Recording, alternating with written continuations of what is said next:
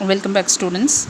In this video we will continue with the life process unit and heterotrophic nutrition seen in animals.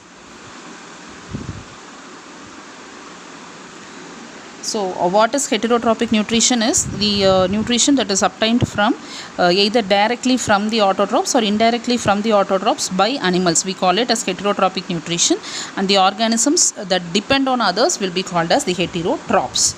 So where is this food coming from? Coming from for the heterotrophic organisms are going to be food is going to come from the environment in which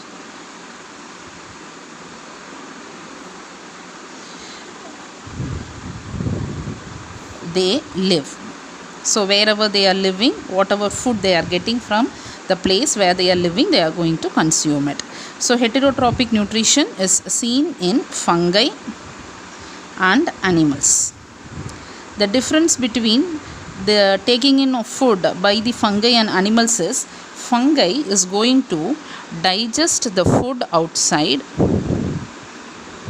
outside their body and they are going to take in the digested substance.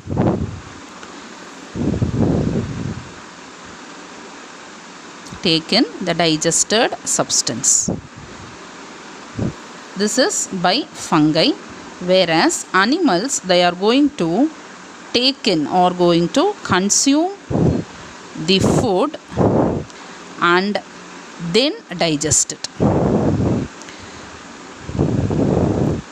So it is going to digest the food outside the body and then it is going to take in only the digested nutrition, whatever the energy source that is present. Whereas animals, they are going to take in food as the food itself and then they are going to digest it inside their body.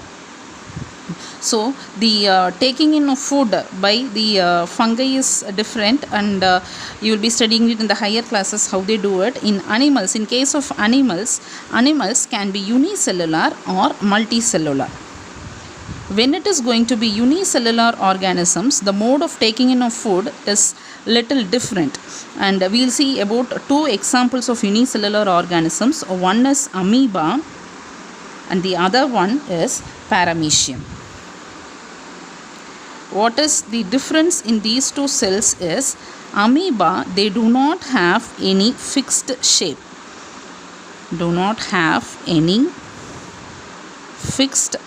that is, they can keep changing their shape, whereas paramecium, they have a fixed rigid structure, so they have a fixed shape.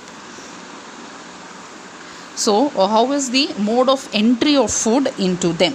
So for this, amoeba is going to use pseudopodia to take in the food, whereas paramecium is going to use cilia to take in the food. Here, for taking in food, they are going to use pseudopodia, form food vacuoles by process called phagocytosis. Here they have a permanent opening on their body, permanent opening in their body wall through which food is going to enter. So food entry is going to be through that permanent opening present in their body wall, and the cilia that is present all over their body will direct the food to that opening so that the food is going to enter in through that opening. So in case of amoeba is a shapeless organism. So we'll consider this is an amoeba present and here is a food particle. To obtain this food particle, what is this amoeba going to do is, amoeba with the help of their outer membrane, that is the cytoplasmic membrane, what they are going to do is they are going to move closer to this food and they are going to extend their plasma membrane, which the process of extension is called as phagocytosis, and the formed structure is called as pseudopodia. So this structure that is formed here is called as the pseudopodia that is formed.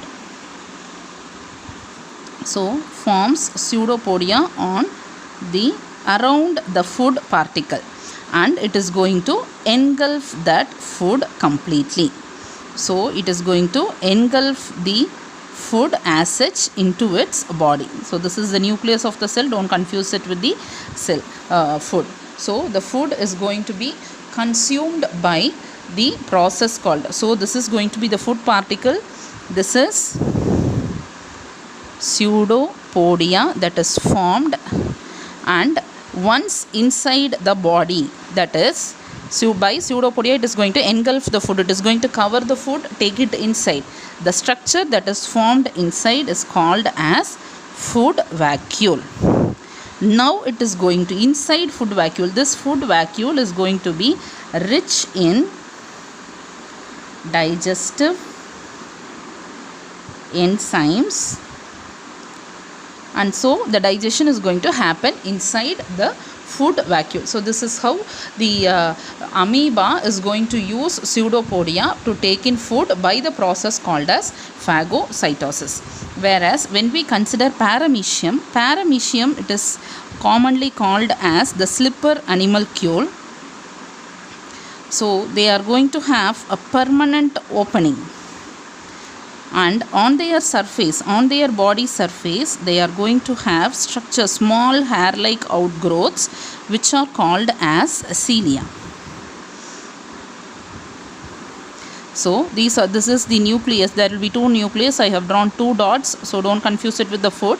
So this is the two nucleus of that cell. So it is going to have cilia all through the body. They will have a permanent opening wherever they come into contact with the food particle. So if suppose they come into contact with food particle in this region, this cilia that is present here is going to direct the food to move to this direction. So it makes the food move to this direction, and it is with the help of those cilia. So I have made one tube like structure which is a permanent opening for its mouth, that is also going to have cilia, which is going to have whirling movement. So it is the cilia inside them would be rotating like this, so that the food is pulled in inside. So the food is pulled in inside. Once inside the cell, it is going to form a food vacuole again, and that within food vacuole it is going to digest the food and finally get its nutrition. So this is mode of nutrition seen in unicellular organisms. Coming to multicellular organisms, we will take the example of human, how we get food and what is happening for the food that we are going to consume. So food that we are going to consume is taken into our body through the part called mouth, which is the opening, and this it is inside the mouth, that is, which is technically called as the buccal cavity. Inside the mouth, it is going to be mixed with saliva. So this mixing is done with two structures. One is teeth, which is going to grind the food into smaller pieces, and the tongue, which is going to mix the food.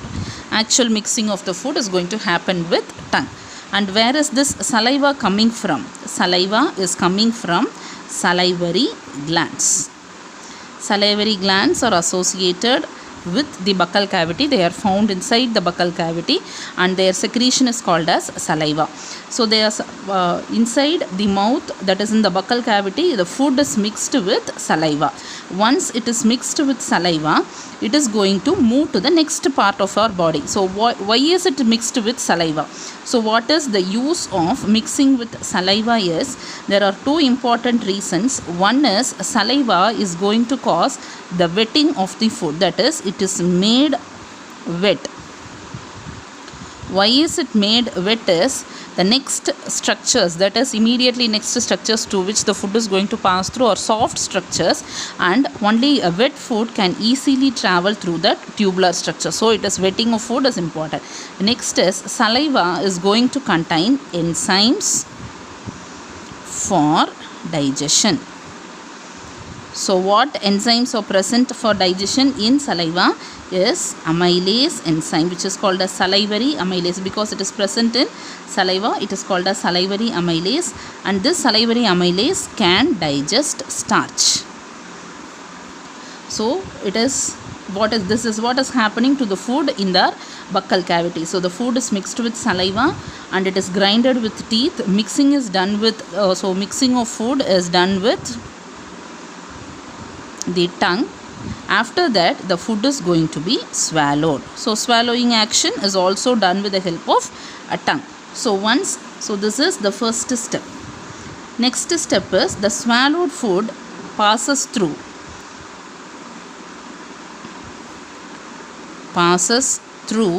a tubular structure called as esophagus. So esophagus, the only function of esophagus is to pass the food from mouth to the stomach. So the next is it is going to reach the stomach. So what is happening in stomach? So how is it reaching stomach is by a movement called peristalsis.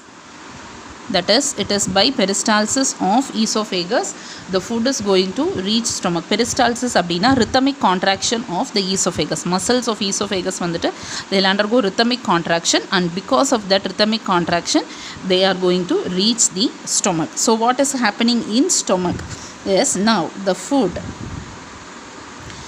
is going to be mixed with gastric juice.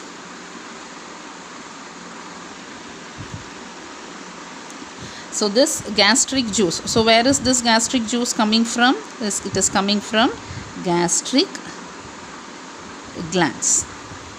Where are this gastric glands? So here we know salivary gland is present in buccal cavity.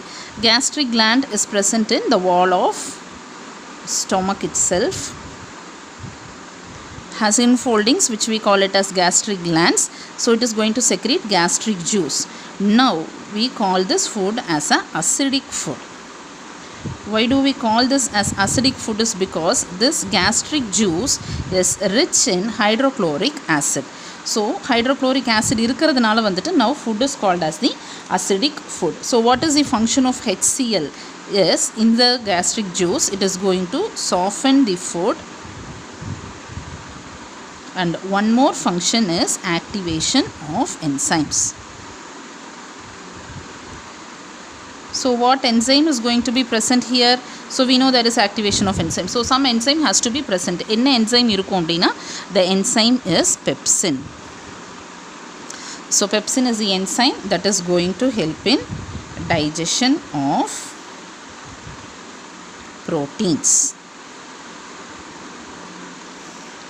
And one more substance that is present in gastric juice is mucus. Mucus is a liquid substance. What is this mucus going to do is, it is going to protect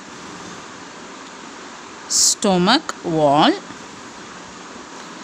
from the acidity, because HCl is present.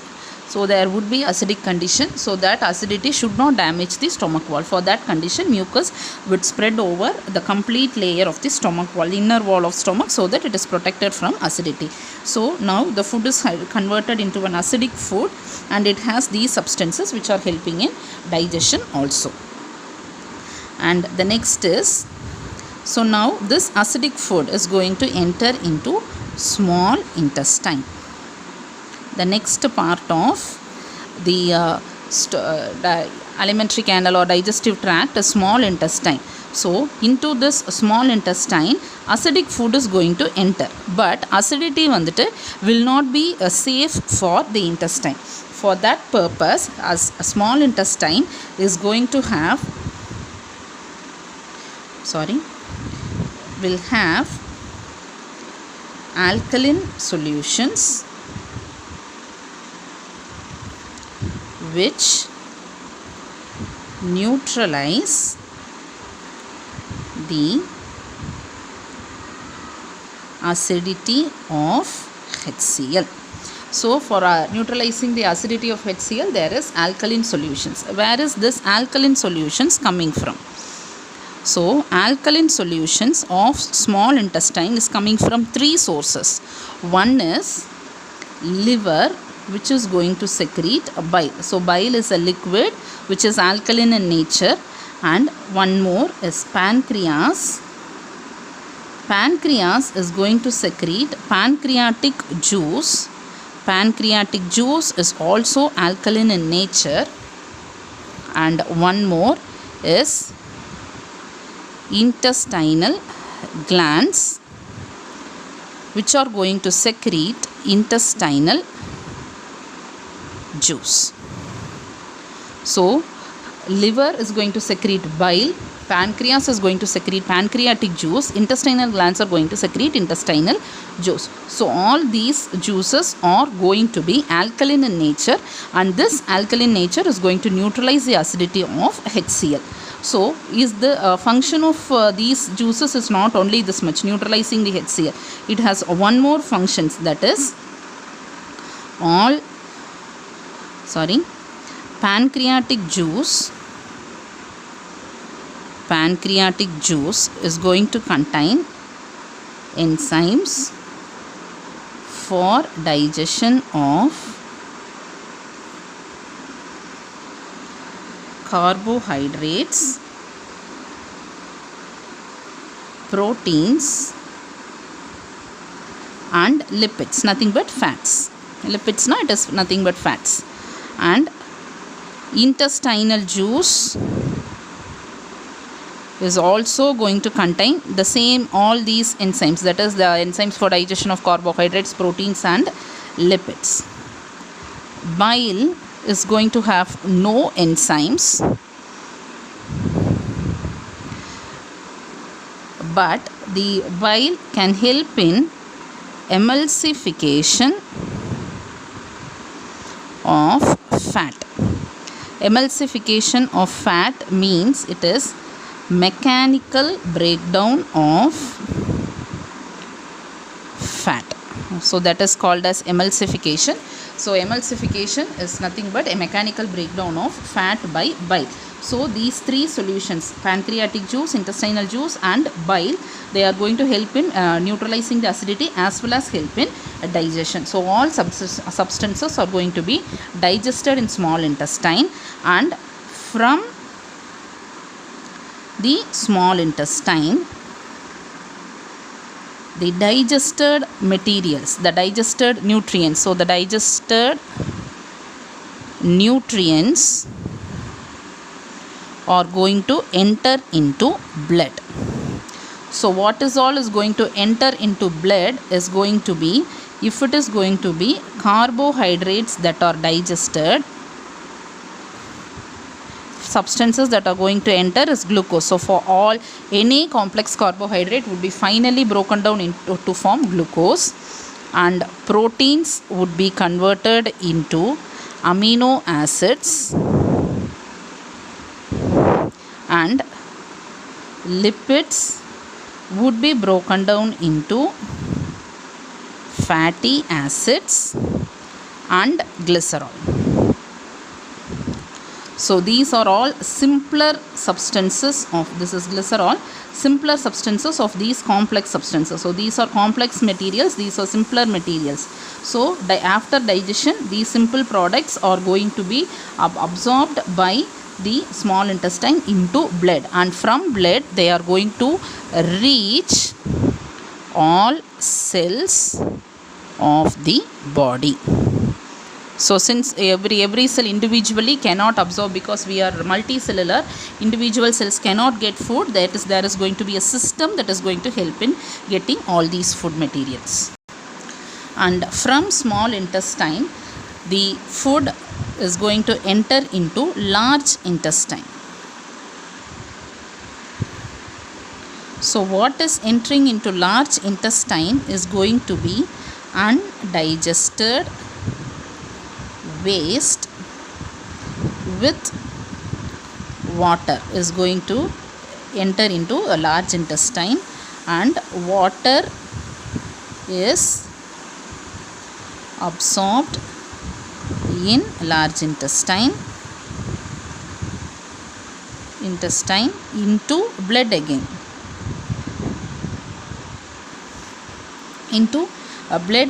that is the water is absorbed now, and what remains back is going to be only the waste product of digestion. The waste product of digestion is called as feces, and this is going to be excreted out through an opening called as anus.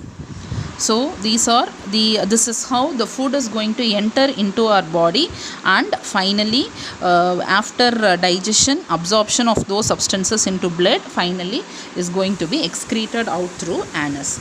And one more thing what we have to study about this digestive system, I'll say you with the diagram so that it will be very easy for you to understand what is that fact. So food is going to enter into the buccal cavity, which has teeth and tongue. So from the buccal cavity, it is going to enter into esophagus, and this esophagus is a simple long tubular structure that is going to carry food, and from esophagus it is going to enter into stomach, and from stomach it is going to enter into small intestine, which is going to be a highly coiled structure. So because it is going to be highly coiled, we'll just show it with few curves, which is going to be a highly coiled structure. So this is going to be the small intestine. This is the longest part of the body parts. Among the body parts, they are nearly 20 feet in length, the complete small intestine. So it is going to be the small intestine. Then the small intestine is going to be connected with the large intestine.